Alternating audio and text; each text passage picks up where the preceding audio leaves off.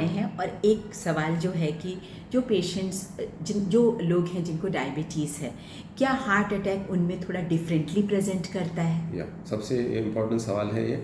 एक तो डायबिटीज़ है वो मैं बोलूँगा कि कितने साल से वो एक मैटर करता है।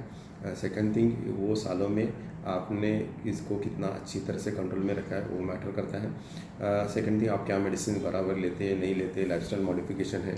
क्योंकि मैं सब पेशेंट को मेरा एक फेवरेट वाक्य सेंटेंस रहता है कि डायबिटीज़ को अपना मित्र बनाओ। मतलब उसके बारे में जानो, उसको क्या चाहिए, क्या जैसे हम अपने अच्छे मित्र का ख्याल रखते हैं कि वैसे डायबिटीज़ के बारे में उसका भी ख्याल रखो, शुगर अच्छी तरह से कंट्रोल में रखो। उसके दुश्मनी मत ले लो, क्योंकि उससे दुश्मनी लेंगे हम तो वो आपको महंगे पड़ने वाली।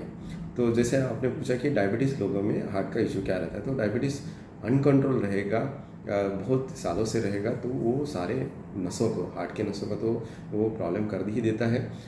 ब्रेन की नसों के रहेगा, पैरे को नसों का, पेरिफेरल वास्कुलर डिसीज हम बोलते हैं, या किडनी के नसों को, सारे को इसको वो डैमेज करने वाला है। स्पेसिफिकली मैं हार्ट के बारे में बोलूँगा तो जैसे ही हम कोरोनरी एंजियोग्राफी डायबिटिक पेशेंट में जैसे हार्ट के सिम्टम्स आते हैं उनमें देखते हैं तो सारी नसें, मैंने जैसे हमने लास्ट डिस्कस किया कि तीनों नसें रहती है, लेफ्ट साइड की, राइट साइड की नस, वो सारे में डिफ्यूज डिसीज़ आता है। मतलब बहुत बार ऐसी सिचुएशन आती है, इतना डिफ्यूज डिसीज़ रहता है कि हमको एंजियोप्लास्टी करना है तो भी पॉसिबल नहीं होता, क्योंकि दिस इज टेक्निकल थिंग कि स्टेंट किधर किधर डालना है। अगर सारे डिफिकल्ट हो जाते हैं। पहली बात है इन सारे में डिफ्यूज डिसीज मतलब सारी नसों में प्रॉब्लम जाता है। जनरल मतलब बहुत सारा सीवियर इंटेंसिव डिसीज होते हैं।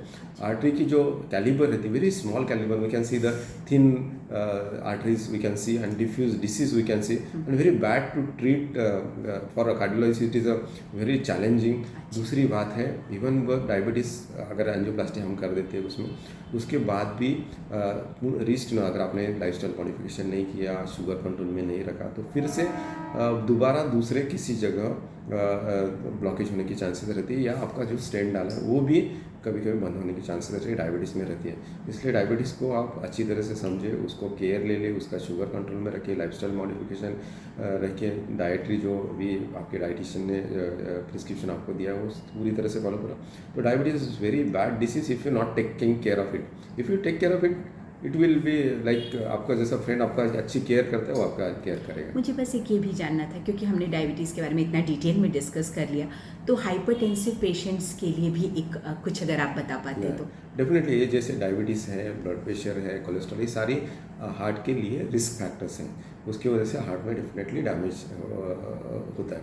तो ब्लड प्रेशर ही एक ऐसा बीमारी है, तो ब्लड प्रेशर पर nothing but heart has to pump the blood with very high pressure. Just you can imagine, आपके पास घर में कोई पंप है, वो नॉर्मल प्रेशर से कोई इंजेक्ट करता है, अगर उसको हम ज़्यादा प्रेशर से करना पड़ता है तो उसको ज़्यादा काम करना पड़ता है।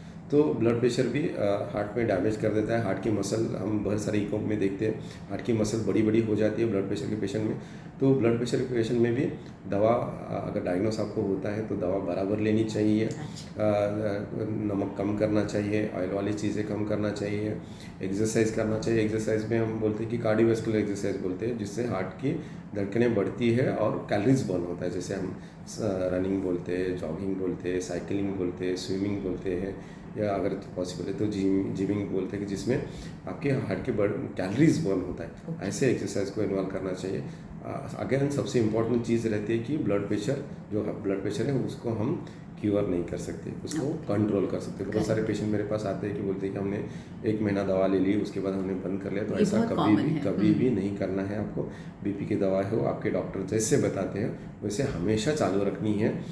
आपके जो अगर आपको कुछ परेशानी है तो आपका डॉक्टर जो रहेगा, कार्डियोलॉजिस्ट रहेगा, वो दवा की डोसेस है वो एडजस्ट करेगा।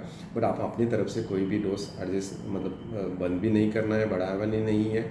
और हमेशा के लिए लाइफस्टाइल मॉडिफिकेशन के साथ, जैसा डायबिटीज़ जैसे बोला तो ब्लड प्रेशर भी वैसा ही है, इसका भी हमने अगर केयर नहीं लिया तो वो हार्ट को डैमेज करेगा। सबसे इम्पॉर्टेंट है कि ब्रेन में जो पैरालिसिस के अटैक हो जाते हैं उसका सबसे बड़ा कॉमन कारण है कि ब्लड प्रेशर कंट्रोल में ना रहना।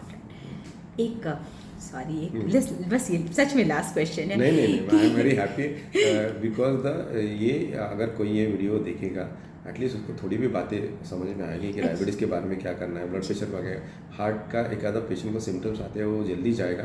तो आई थिंक जो आप इतना अच्छा काम कर रही है उसका हमको रिटर्न मिल गया, ऐसा मैं समझूंगा। एक्चुअली हमारा पूरा आइडिया यही है कि थोड़ा हम प्रिवेंटिव की तरफ भी जाएं, परेशानी होने के बाद ट्रीट करने से अच्छा है कि हम कुछ चीज़ें सीख लें जो हम थोड़ा अच्छा कर लें।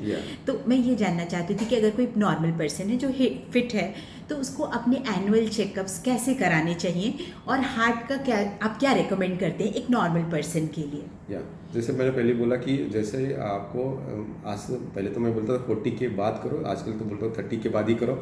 आपके डॉक्टर के पास जाओ, जैसे रूटीन जो क्लिनिकल एग्जामिन करेगा, आपका हाइट देखेगा, वेट देखेगा, ब्लड प्रेशर देखेगा, पल्स देखेगा, उसके साथ इन्वेस्टिगेशन अगर मेरे पास पेशेंट आता है तो मैं ECG को करवाता हूँ। अच्छा। कोलेस्ट्रॉल करने के लिए बोलता हूँ, लिपिड प्रोफाइल जो पूरा कोलेस्ट्रॉल की जांच है वो करने के लिए बोलता हूँ, ब्लड शुगर चेक करवाता हूँ। आजकल हम डायबिटीज़ के लोग भी बहुत जल्दी डिटेक्ट हो रहे हैं। इसके साथ ही थायराइड की बीमारी है क्या, या लीवर किडनी की जाँच कैसी है वो देखते हैं।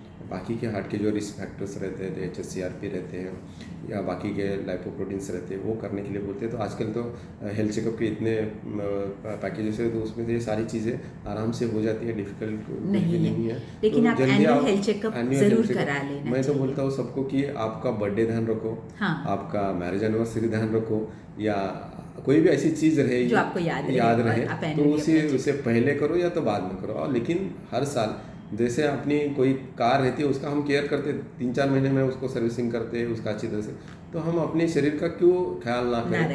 एटलीस्ट साल में अगर सब कुछ ठीक है तो साल भर ठीक है, हम रिलैक्स रह सकते हैं, लेकिन हर साल करना ज़रूरी है। आजकल ये कहीं कहीं हम लोगों को ये बताते हैं ना कि कुछ CT बेस्ड भी हार्ट का हम चेकअप कर सकते हैं, तो ये हमको रूटीन में करना चाहिए या? सबसे आई थिंक अच्छा सवाल है ये। मैं बोलूँगा कि जैसे मैंने बोला कि हार्ट की कोरोनरी जो हार्ट की जो नसेल्स है उसके बारे में हमने डिस्कस किया।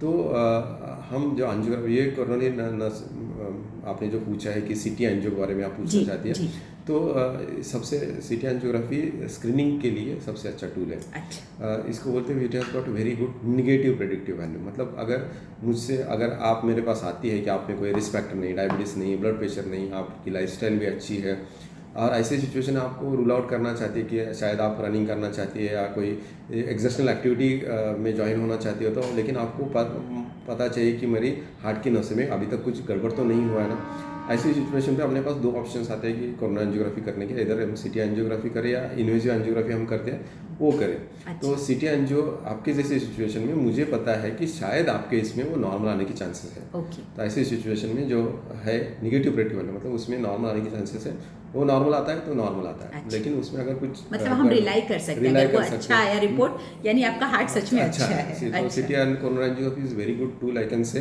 बट उसमें कुछ अगर गड़बड़ आता है तो डेफिनेटली आपके कार्डियोलॉजिस्ट के पास जाके आपको इन्वेजिव एंजियोग्राफी करने की तैयारी रखनी चाहिए। बिल्कुल। Thank you so much doctor Somnath, आपने हमको इतना टाइम दिया और हम लोग देख रहे हैं कि 40 मिनट से ऊपर का ये वीडियो हो गया है, लेकिन थैंक यू सो मच, हमने कितना सारा कुछ सीखा और अगली बार हम आपको फिर से तंग करेंगे। हमको बहुत कुछ सीखना है इंटरवेंशनल कार्डियोलॉजी के बारे में और एंजियोग्राफी, एंजियोप्लास्टिक के बारे में। थैंक यू सो मच हमें इतना समय देने के लिए। जाते जाते अगर आप हमारे दर्शकों को कुछ कहना चाहते हो तो? First of all doctor Richa, I am very thankful to you for giving this opportunity to discuss, because जैसे मैंने बोला कि अगर हम अगर हार्ट का अच्छा ख्याल रखते हैं, डायबिटीज़ का, ब्लड प्रेशर का, लाइफस्टाइल मॉडिफिकेशन करते हैं, और consistency is more important. I will very happy to say that कि last 10 years, this is my 10th year of running. So 2012 में हमने चालू किया था, तो उसका बेनिफिट मुझे, तो आप भी ऐसा ही कंसिस्टेंट रहिए, अच्छा खाना खाइए, अच्छा एक्सरसाइज कर लीजिए, अच्छी नींद ले लीजिए, कुछ भी स्ट्रेस मत कर लीजिए, तो डेफिनेटली अगर आप आपके हार्ट का ख्याल करेंगे तो डेफिनेटली आपकी लाइफ अच्छी ही रहेगी। यू विल लिव मोर और मोर लाइक, मैं तो हर एक पेशेंट को बोलता हूँ कि आप 100 साल तक जियो। Thank you so much and thank you so much for giving us so much time doctor.